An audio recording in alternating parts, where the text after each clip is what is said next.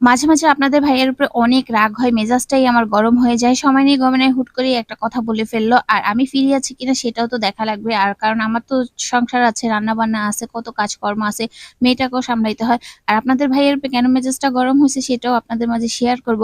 আসসালামু আলাইকুম, সবাই কেমন আছেন? আলহামদুলিল্লাহ আমি ভালো আছি। তো এই দেখেন, আজকে হচ্ছে রান্না-বান্না করতেছি, রাত বাজে হচ্ছে ১১টা। কারণ রান্না করার কারণ একটাই, যে দিনের বেলা আমাদের বাসায় একদমই গ্যাস থাকে না। খুবই কষ্ট, কি বলবো আর। টুনটু বুড়িকে নিয়ে স্কুলে যেতে হয়। আস্তে, আস্তে প্রায় 11:30টার মতো বাজে।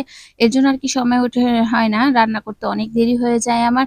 আর যাই হোক, এই যে রান্না করতেছি হচ্ছে বেগুন দিয়ে, আলু দিয়ে মাছ রান্না করব। বাঁধাকপি আর কাঁচা টমেটো দিয়েছি ২ টা, ওইটা হচ্ছে ভাজি করব। এর মধ্যে হচ্ছে আমি গিয়েছিলাম মায়ের বাসায়। তো আপনাদের ভাইয়া হচ্ছে ডাক্তারের কাছে যাবে। উনার দাঁতে একটু সমস্যা হয়েছে, এর জন্য আরকি যাবে। তো আমি বলতেছি যে, "আচ্ছা ঠিক আছে যাও, তোমার প্রেসক্রিপশন রেখে গিয়েছি। তুমি যখন যাইও আমাকে একটু জানাইও।" তো আমারও কিন্তু দাঁতে ব্যথা ছিল, তো সেটাও আপনার ভাইয়ের কাছে বললাম। তো আপনাদের ভাইয়া বলতেছে যে, "চলো।" তারপর আমি বললাম, "এখন তো মায়ের বাসায় যাবো।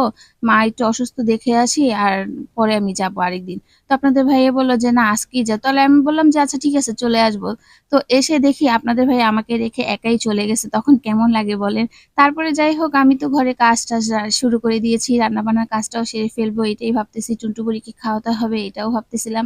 তারপরে বাবুকে খাওয়াইতে নিছি। এর মধ্যে আপনাদের ভাইয়া ফোন দিয়ে বলতেছে, "চলে আসো, আজকে কিন্তু মামা একদম ফ্রি আছে।" আর তখনই মেজাজটা আমার গরম হয়ে গেছে। "কেন তুমি আমাকে রেখে গেছো? এখন বলতেছো চলে আসো।" তো বলতেছে, "আসো, আসো, আজকে এখানে কাজ কম, মানুষ নাই আরকি, ভিড় কম।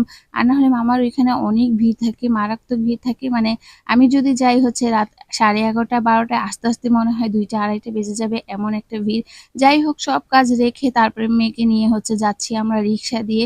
তো মেয়ে বলতেছে, "বাবা আমাদেরকে রেখে একাই চলে গেছে আম্মু।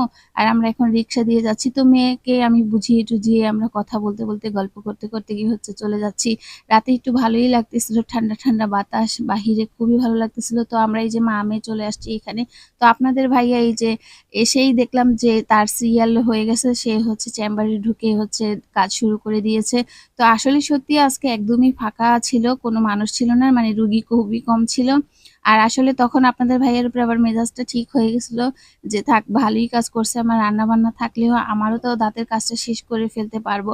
তো এখানে এসে যে টুনটু বুড়ি সব দাঁত ধরতেছে আর বলতেছে, "এটা বাবার দাঁত, এটা আম্মুর দাঁত, এটা আমার দাঁত।" মানে ছোট বাচ্চা যা হয় আরকি। আসলে চকলেট খাওয়ার কারণে দাঁতের সমস্যা হয় না, অন্য কিছুর কারণে সেটা আমরা জানি না। তো কি বলবো আর। তারপরে তো এই যে দাঁতের কাজ শেষ করে বাহিরে বের হয়ে গেলাম। তারপর আপনাদের ভাইয়া বলতেছে, "আমার উপরে রাগ হয়ে কোনো লাভ নাই। দেখছো আমার জন্যই দাঁতের কাজটা তুমি ঠিক করতে পারছো। দাঁত তো ঠিক করে ফেলছি ঠিকই, কিন্তু বাসায় গিয়ে তো আমার ঠিকই কাজ করা লাগবে। যে অর্ধেক রান্না শেষ করে আসছি, সেই অর্ধেক রান্না তো শেষ করতে হবে।" টুনটু